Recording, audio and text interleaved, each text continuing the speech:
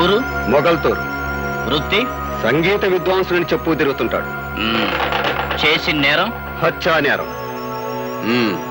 ఏరా, పులిరాజు అనే వ్యక్తిని ఊరవతల పాండవుల మెట్ట దగ్గర నీ పాత కచ్చలతో పగతో అతని మెడ మీద కాలిసి తొక్కి చంపేసి అందుకు ఊరంతా సాక్ష్యం ఉంది. చేసిన నేరం ఒప్పుకుంటే సరే సరే, లేదా మా పద్ధతుల ప్రకారం నిన్ను ఒప్పించి బోన్లో నిలబెట్టి శిక్ష వేయించడం మా వృత్తి ధర్మం. మర్యాదగా చేసిన నేరం ఒప్పుకుంటావా లేదా? నీ చేత ఎలా ఒప్పించాలో మాకు బాగా తెలుసు. ఎరా, మాట్లాడవేరా?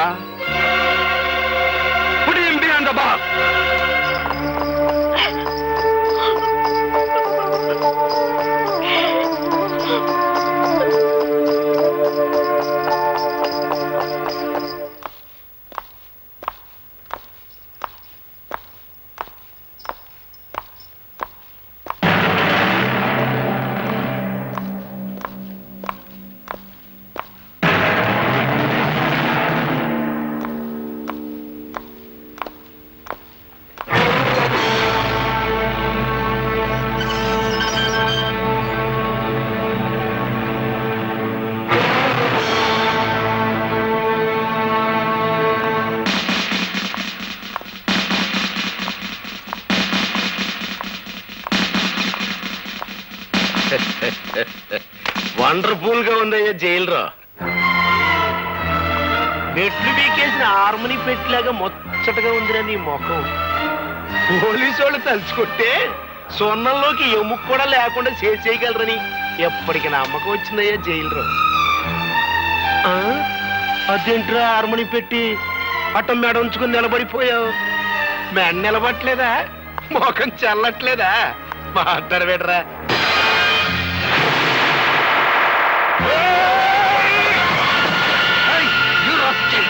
మీరాగండి సార్, మీరేం శ్రమ పడతాడు? మేముండగా ఒళ్ళు పొగరెక్కిందా? పెద్ద ఆయనమే నువ్వు చేసుకుంటావా? మాట్లాడవేరా?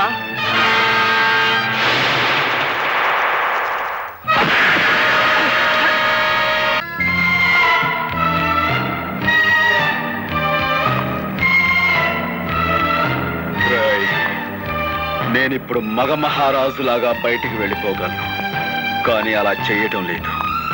ఎందుకో తెలుసా? నేనే నేరం చేయలేదు గనుక, నా నిజాయితీ నాకు రక్షణ కల్పిస్తుందని నమ్ముతున్నాను గనుక నేను తలుచుకుంటే నిన్ను ఇక్కడికిక్కడే ముక్కలు ముక్కలుగా నరికి పోగులు పెట్టగలను. కానీ నేను తాళి కట్టిన పిల్లకు నువ్వు తండ్రి అయిపోయావు గనక బతికిపోయావు.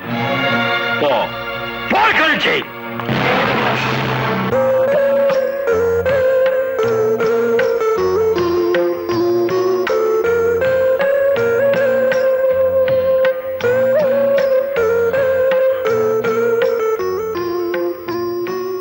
భర్తను చూసి భార్య గర్వపడే సందర్భం అందరికీ దొరకదండి. నేను అదృష్టవంతురాల్ని. మీ ఆత్మవిశ్వాసం చూసి ధైర్యం వస్తుంది తప్ప ఈ హత్య కేసు నుంచి ఎలా బయటపడ్డాం? ఏ లాయర్ని కలిసినా ప్రయోజనం లేదంటున్నారు. రాధా, ఏ లాయర్ వాదన నన్ను రక్షించలేదు. నేను చాలు నన్ను నేను కాపాడుకోవటానికి. అదెలా సాధ్యం అండి? నువ్వు నవ్వితే చాలు. భర్తని పరిస్థితిలో చూసి ఏ భార్య అంటే నవ్వగలదు? నువ్వు అందరి భార్య లాంటి దానివి కాకూడదు రాధా. అప్పట్లో నేను నీలో దర్జా, దర్పం, గుండె నిబ్బరం చూశాను. అవి ఇప్పుడు కావాలి. నీకు చాలా అవసరం కూడాను. అందుకే నవ్వమంటున్నాను, నా కోసం.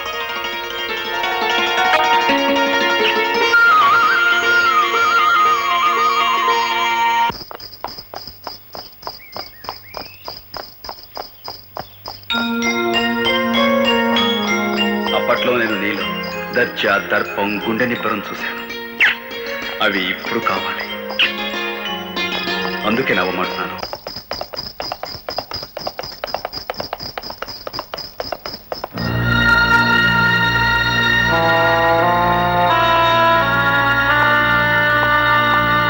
బాగున్నారా సార్? నాకేం బాబు, బాగున్నాను. కానీ నీలాంటి వాడిని ఇలా చూడడానికి నాకెంతో బాధగా ఉంది. మా అబ్బాయి పెళ్లి నీకు శుభలేఖిద్దామని వచ్చాను. చాలా సంతోషం. మీలాంటి వారికి నా మీద ఇంకా సదభిప్రాయం మీద ఉండటం నిజంగా నా అదృష్టం. అలా అనుకు బాబు. బంగారాన్ని మెరుగు పెట్టడానికి దానికి లేని మురికిని అంటిస్తాను. ఆ మురికి కడగ్గాని బంగారం ఎలా మెరుస్తుందో నీకు తెలియంది కాదు. నువ్వు అలాంటి బంగారానివేనయ్యా. వస్తాను. మంచిది.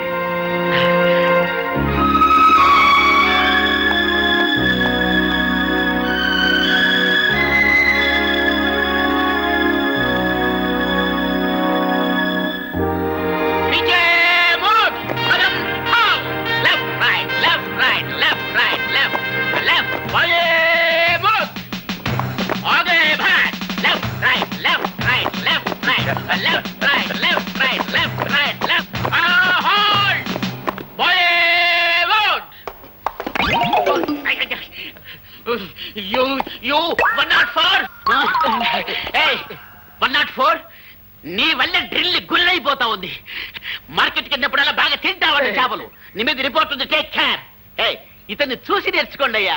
కొత్తగా డ్యూటీలో జాయిన్ అయ్యాడు. ఎంత వండర్ఫుల్ గా చేస్తున్నాడు మార్చి. మనకు ఓపెన్ చూస్తుంటే ఎట్టా ఉందిరా? కచేరీలో మన బాగా హార్మోని వాయించట్లేదా? ఎందుకుండదురా, ఆడికి ట్రైనింగ్ అంతా ఇచ్చి తోలేసింది నేనే కదా. ఆయన ట్రైనింగ్ ఇచ్చి తోలేయడానికి ఆడేమన్నా జట్కా పట్టి గుర్రం అనుకున్నారా? గడ్డి బాబు ఎదవా. అందుకే నేను అందరూ తప్పుడు కదా అప్పలరాజు అంటారు. ఆడ కానిస్టేబుల్ గారా, నమస్కారం. నేను ఆడ కానిస్టేబుల్ కాదండి, ఆ హెడ్ కానిస్టేబుల్ గారు ఉన్నారే వారి అమ్మాయిని. ఓహో, టైగర్ రాముడు గారు అమ్మాయి అత్తమారు. అవునండి. మరేంటి ఈ బట్టలు వేసుకొచ్చారేంటి? అదే మా నాన్న పాత డ్రెస్ ఉంటే నేను వేసుకొచ్చాను అంతే. Mister Gopi, I'm congratulating you. Very good. Take your positions. ఇప్పుడు very good. Well done, well done. Head constable tiger రాముడిని టచ్ చేస్తావా? Who are you? నేను ఫాదర్ గోపి. అప్పలరాజు. గోపి మామ. Horse riding. So what? First of all you go away from here. Get out. Rama అంటే బూత్ మాటలు ఆయన పడుతున్నాయండి మీ పోలీసులకి. రేయ్, మన అబ్బాయి కూడా పోలీసే కదా. Sorry sorry it's sorry. All right. Get out.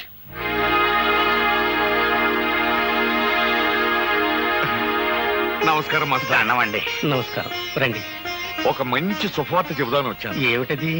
మీరు అక్షరాలు నేర్పిన మా గోపిగాడు ఇప్పుడు దేశాన్ని కాపాడే కానిస్టేబుల్ అయ్యాడు. ఇదంతా తమ చేతి. ఇప్పుడు మీరు మా వాడిని చూస్తే ఎంత ఆనందపడతారో. విన్నా సంతోషంగానే ఉంది పాపారెడ్డి గారు. నా ఈ బ్రతుకు గొడవేదో తేలిపోతే నేనే స్వయంగా వచ్చి చూస్తాను. రండి బ్రదర్స్. మా గోపి అబ్బాయి కూడా మీ పోలీసు ఉద్యోగం వచ్చేసిందిగా. ఇక నుంచి మనం బంధువులం, స్నేహితులం. ఏంటి కాపీ తాగుతారా? మాస్టారు, మీకు మర్యాదగా చెప్తున్నాం, నిరాహార దీక్ష విరమించుకోండి. కలెక్టర్ గారు వచ్చే టైం అయింది. ఆయన దృష్టిలో ఇది పడితే మంచిది కాదు. లేవండి. నాకు రావాల్సిన పెన్షన్ ఇవ్వకుండా తిప్పుతున్నారు. ఈ విషయం కలెక్టర్ గారి దృష్టిలో పడాలని ఈ నిరాహార దీక్ష. చాలా పెద్ద కబుర్లు చెప్పొచ్చావా? తొందరపడకండి అయ్యా. మాస్టర్ చాలా మంచి ఆయన. ఇప్పుడు మా అబ్బాయి కూడా మీ డిపార్ట్మెంట్ చేరాడు.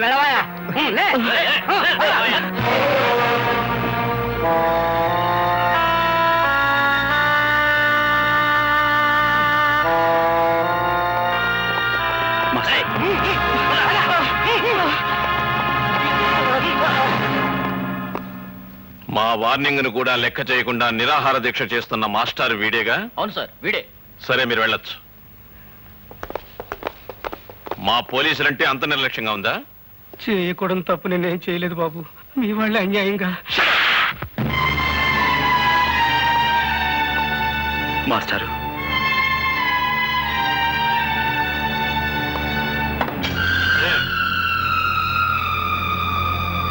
క్షమించండి సార్. బాబు గోపి, ఈ మాస్టర్ గారు ఏం అన్యాయం చేశారని సార్ ఆయన కొట్టారు? తనకు రావాల్సిన పెన్షన్ డబ్బుల కోసం 2 సంవత్సరాల పాటు తిరిగి తిరిగి వేరే గత్యంతరం లేని పరిస్థితిలో ఆయన నిరాహార దీక్ష చేస్తుంటే అది మీ దృష్టిలో క్రమశిక్షణ పాటించకపోవటమా, లేక లా అండ్ ఆర్డర్ వ్యతిరేకించడమా? క్రమశిక్షణ తప్పిన వాళ్ళని, అన్యాయం చేసిన వాళ్ళని దండించడానికే మీరు ఉద్యోగంలో జాయిన్ అయితే సార్, మాస్టర్ గారికి పెన్షన్ డబ్బులు ఇవ్వాల్సిన ఆఫీసర్ని చావచిత్త కొట్టి తీసుకొచ్చి ఆయనకి పెన్షన్ డబ్బులు ఇప్పించండి. అది మీకు చేత కాదు, ఎందుకంటే వాళ్ళు మీకంటే పెద్ద ఆఫీసర్లు కాబట్టి. అలాంటి వాళ్ళకైతే మీరు సెల్యూట్లు కొడతారు, ఇలాంటి వాళ్ళని చావచిత్త కొడతారు. ఏం సార్, నేనేమన్నా తప్పు మాట్లాడానన్నా నాకు గద్దిస్తున్నారు? క్రమశిక్షణ అతిక్రమించారని మీరు మాస్టర్ గారిని కొట్టారే. అసలు క్రమశిక్షణ పదానికి మీనింగు, స్పెల్లింగు నేర్పింది ఇలాంటి మాస్టర్లే సార్ మనకి. హక్కుల కోసం నిరాహార దీక్ష చేయటమే మీ దృష్టిలో అన్యాయం అయితే మన దేశానికి స్వతంత్రం తీసుకొచ్చిన గాంధీ గారు కూడా ఇలాంటి నిరాహార దీక్ష చేశారు. అలా చేసినందుకు బ్రిటిష్ వాళ్ళు ఆయన జైల్లో పెట్టారు. అప్పుడు మనమంతా అది అన్యాయం, అక్రమం అరిచాం. చివరికి ఆ బ్రిటిష్ దొరల్ని తరిమి కొట్టాం. కానీ మనకి స్వతంత్రం వచ్చిన 40 ఏళ్ల తర్వాత అదే అన్యాయాన్ని మీలాంటి వాళ్ళు చేస్తుంటే మాలాంటి వాళ్ళు మిమ్మల్ని ఏం చెయ్యాలి? మీకు సెల్యూట్లు కొట్టి మీరు చేసే అన్యాయంలో మేము పాలు పంచుకోవాలా? అది నాకు చేత కాదు సార్. అలా చేయటమే నా డ్యూటీ అయితే ఈ క్షణం నుంచి ఈ ఉద్యోగాన్ని వదిలేస్తున్నాను.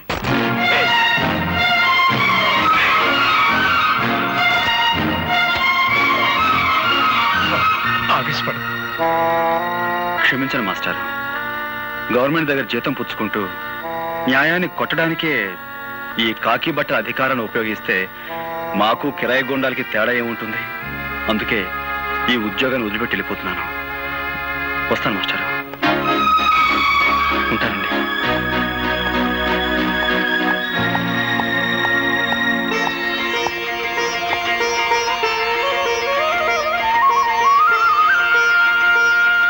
చాలా మంచి పని చేసావురా బాబు. ఉద్యోగం పోయి తిండికి లేకపోయినా సరే అవినీతికి తలపడనని నిరూపించినందుకు నాకు ఎంతో ఆనందంగా ఉంది. ఇన్నాళ్ళు గోపిగాడు నా బిడ్డ అని సంతోషించాను. కానీ ఈ రోజు నుంచి గోపిగాడికి నేను తండ్రినని గర్వపడతాను రా. నీలా నిజాయితీపరుడు పోలీసు ఉద్యోగంలో చేరితే ప్రజలకి మేలు జరుగుతుందని ఆశపడ్డాం. అదంతా పెమ్మని తేలిపోయింది. వాళ్ళు నిన్ను మార్చక ముందే నువ్వే వాళ్ళని ఇత్తడి చేసేశావు. అబ్బాయి గోపి జిందాబాద్, అబ్బాయి గోపి జిందాబాద్. సార్, ఇప్పుడు జరిగిన సంఘటనకు ఆ గోపి మీద ఏ యాక్షన్ తీసుకోకుండా సెలవు పెట్టి వెళుతున్నారంటే really your a great sir. ఒక విధంగా మన డిపార్ట్మెంట్ ఇదే తప్పని నా అభిప్రాయం. అనగనగనగనగా 7 సముద్రాలకు అవతల ఒక ఊళ్ళో ఒక అమెరికా ఉంది.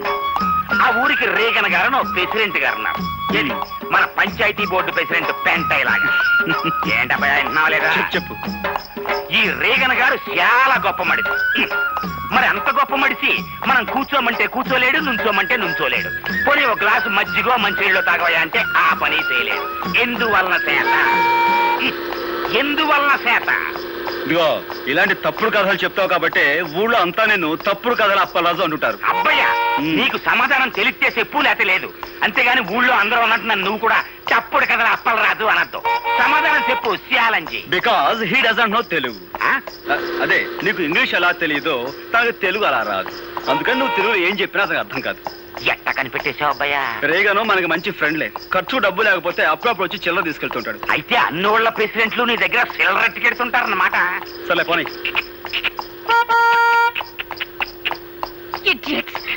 తప్పకుండా రాయ్ బండపు. ఓళ్ళేన్ వెనకమాల అగ్గిపెట్టి కారు, అందులో ఆడకూతురు ఓళ్ళేన్.